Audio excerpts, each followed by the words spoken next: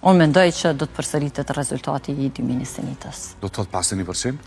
Në qoftë se dhe mandatari radhës, pa asnjë arsye, pa asnjë racionalitet, pa asnjë argumentim politik, nënkupton përsëri shkuarje në zgjedhje dhe lënien e institucioneve, shtetit, organizatave dhe qytetarëve tonë pa buxhet, lënien e RTK-s pa buxhet, rrezikimin e marrëveshjeve ndërkombëtare, mendoj që do ta merr përgjigjen atë që e mori edhe në vitin 2021. Mendoj që çështja e refuzimit edhe të mandatarit të dytë tregon që opozita tani nuk mëson nga gabimet e veta.